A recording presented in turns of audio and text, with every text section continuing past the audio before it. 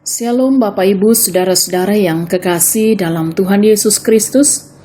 Kita berjumpa kembali dalam renungan harian di hari Selasa tanggal 16 Maret 2021. Untuk pelayanan firman, mari kita memohon hikmat dari Tuhan. Kita berdoa. Kami rindu akan firman-Mu. Kuasailah hati kami ya Roh Kudus, agar kami mengerti firman-Mu, dan firman-Mu akan menjadi terang bagi langkah kami. Dalam nama Tuhan Yesus kami berdoa. Amin. Kitab Bilangan pasal 20 ayat 1 sampai ayat 13.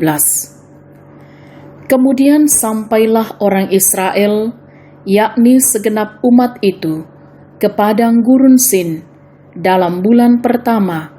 Lalu tinggallah bangsa itu di Kades. Matilah Miriam di situ dan dikuburkan di situ.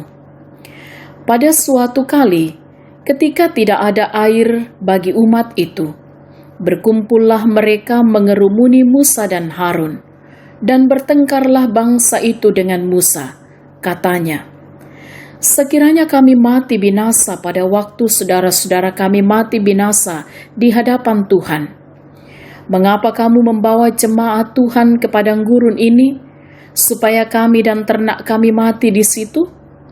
Mengapa kamu memimpin kami keluar dari Mesir untuk membawa kami ke tempat celaka ini yang bukan tempat menabur, tanpa pohon ara, anggur, dan delima, bahkan air minum pun tidak ada?"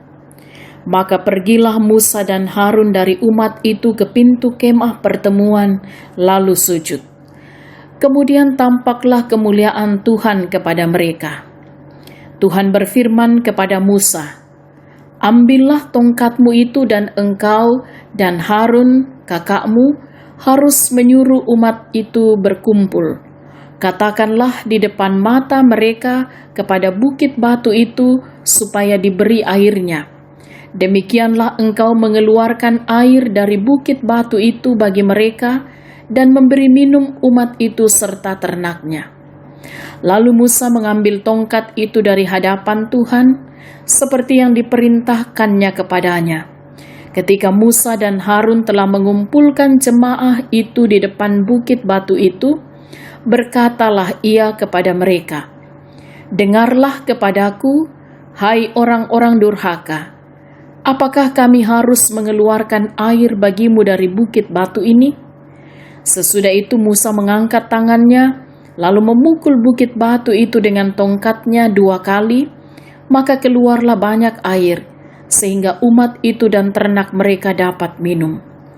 Tetapi Tuhan berfirman kepada Musa dan Harun, "Karena kamu tidak percaya kepadaku dan tidak menghormati kekudusanku di depan mata orang Israel, itulah sebabnya kamu tidak akan membawa jemaah ini masuk ke negeri yang akan kuberikan kepada mereka.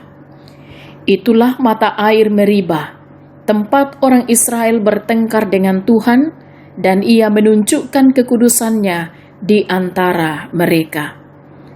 Amin. Tema kita hari ini, tak dapat ditawar. Tangla ditawa imo. Saudara-saudaraku yang kekasih dalam Tuhan, beberapa lapak di pasar tradisional menjual barang dagangan dengan harga yang masih bisa ditawar. Namun, ada pula toko-toko tertentu memasang tulisan "No bargaining" atau tidak boleh menawar. Saudara-saudara yang kekasih dalam Tuhan Yesus, umat pilihan Allah pun sedang diajar tentang no bargaining atas kekudusan Allah yang sempurna. Sesungguhnya, Allah sangat berpihak dan memahami kemanusiaan orang Israel yang sedang kepanasan, mudah marah dan bersungut-sungut, suka menuduh dan membanding-bandingkan. Keberpihakan Allah yang penuh kesabaran dan kasih tergambar pada bagian kedua, yakni menyatakan kemuliaannya ketika Musa dan Harun menghadapnya.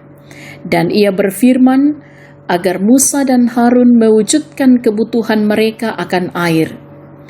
Sejauh ini, seolah-olah tidak ada yang salah dengan proses pemenuhan kebutuhan air tersebut. Namun, sebuah kata, apakah kami harus mengeluarkan air bagimu dari bukit batu ini?